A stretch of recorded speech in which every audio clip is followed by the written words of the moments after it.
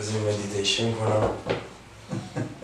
نه جدی میگم یه سبکیه، انرژی کیهان رو اینجا جمع میکنی بعد مثل آبشار رها میکنی تو هفت چاکرا.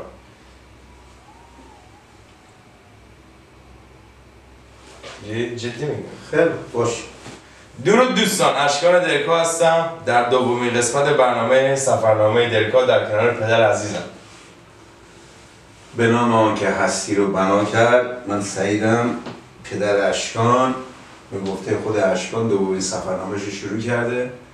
بعد این سری هم از منطقه خودمون هم روستای نقیبده شروع کردیم، چون من خودم سالهاست عاشق جنگل نوردی و کوه و ماهیگیری هستم. کیف میکنم و دوست داشتم این کیف رو انتقال بدم به شما. این سری هم رفتیم با هم کیف کردیم، ماهیگیری رفتیم، مسیر رودخونه رو با هم رفتیم. مسیرش با هم بگو از کجا؟ مسیر روستای خودمون بین روستای چاچکام و علمدارده و نقیبده که به زبان محلی بهش میگن مرز روبار. همون زمینای شالیزاری دایام که بابام اونجا زمین داشت اینا، اون منطقه رو رفتیم دور زدیم، کیف کردیم، اومدیم خواستیم این انتقال بدیم به شما هم کیف کنیم. بریم با هم ببینیم. بریم. بی حواسم دیگه، همیشه یه جا ماهیگیری یه جا میخوام برم، همیشه یا یه چیز یادم میره یا فکر میکنم یه چیز یادم میرم اونجا میبینم نیست. الان مثلا روغن یادم رفت بگیرم. نور نمیخوره به صورتت. دیگم کلتو بیار پایین‌تر. دومین چیزی که یادم رفت چی بود؟ نون. در زیبا امشب بر تو مهمانم، در پیش تو میمانم تا لب بگذاری بر لب من. دختر زیبا از برق نگاه تو، اشک بیگناه تو روشن سازد یک شب من.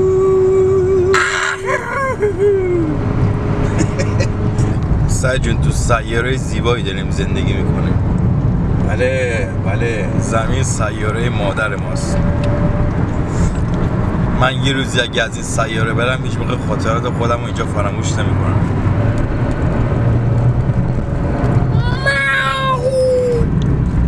فیلم تنت ساخته نولان رو دیدی؟ نه. منو یاد جاده شمال میندازه. باید از مسیر لذت ببری، پایانی نداره.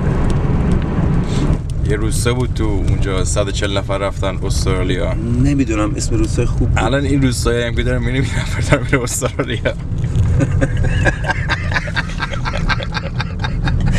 امروز اومدیم با گلپسر ماهیگیری. مثلا من حواسم نیست، من یه دایناسورم که دارم اینجا مثلا غذا می‌خورم. منطقه زیبا اومدیم با اشکان ماهیگیری. بیا اونور وایسا، من الان از اینجا میخوام برم موبگیر بندازم فیلم بگیم. مثلا حواست نیست؟ آره دیگه برو اونور، اینجا نه. پدرم گفت یه جور فیلم بگیر که انگار حواسم نیست ولی حواسش هست. دارایی تو این سیاره به اندازه‌ای که میتونی ازش لذت ببری، نه بیشتر.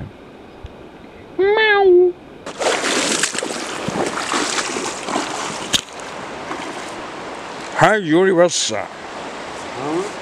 با خودم بودم. سر میخوری اون سنگان بزرگ سرسریه. بیا. چرا سره؟ آقا بیا دیگه، میگم برگ سبز روشه سر میخوری. بیا سعید جون اسم این چیه؟ لوش در چوبی.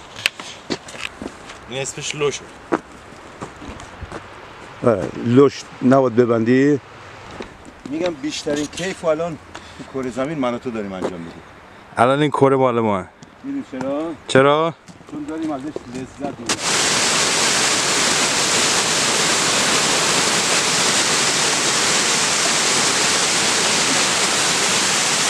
سر میخوری بابا. سعید جون میدونی چرا تا حالا ماهی نگرفتیم؟ چون زندگی همیشه ما رو تو شرایطی قرار میده که میتونه بهتر باشه ولی نیست. تا اون لحظه میدونی باید چیکار کنه؟ شکر. باید زندگی کرد. بله بیا. نان محلی و موز از غذاهای بومی مازندرانه. درسته میگم پدر؟ نه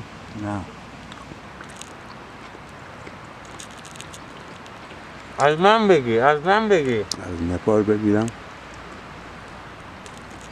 مزه موز میده. سعید جون ماهی نگرفتی نه؟ اشکال نداره ما این نگرفتیم.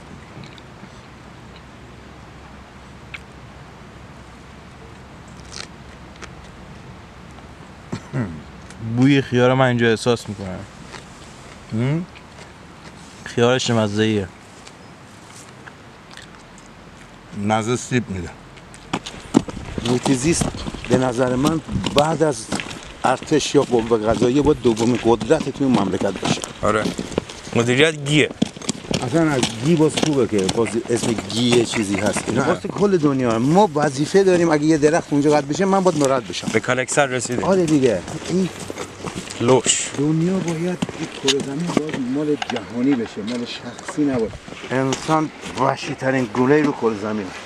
ولی اگه متحد بشه 8 میلیارد مغز در کنار هم میتونن نظر بدن. بیا. نه. بیخاری هستیم که آشغال میریزد. حبیب هستم، ماهیگیر، عاشق طبیعت، عاشق جنگل نوردی، کوه نوردی و دوستدار محیط زیست. شنبه دیروز به من زنگ زد و سلام چاکرم فلان اینا، چه خبر؟ فکر کردیم این کجا درمه؟ بابات میگه سعید عمو سعید. فکر کردیم این کجا درمه فلان بات ماهیگیری.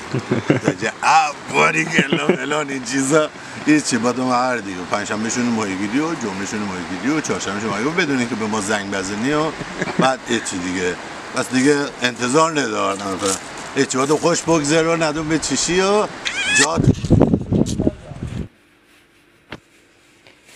نژادش چیه؟ ماهی سفید رودخونه با اورنج کوهی. تو کو گرفتی؟ نه بهش میگم اورنج کوهی. ببین چی شد. الان بعد خداویزی هم باید بکنیم. اینا رو حذف میکنیم. شما میتونید نظراتتون رو بگین بعد انتقادتون رو بکنین چون من فقط دور و بر نقیبدین است جای دیگه دیدنی داریم که با اشکان دوباره میریم برنامه‌ریزی میکنیم فیلم برداری میکنیم دریا میریم کویر نوردی میریم کو میخوایم بریم این برنامه رو میذاریم که کیف کنیم. دوستان لایک کامنت سابسکرایب حرف میزنم لایک کامنت سابسکرایب یادتون نره. خب ببینید اونی میخواد بذاری من ببینم میبینیم الان ببینم چی شد.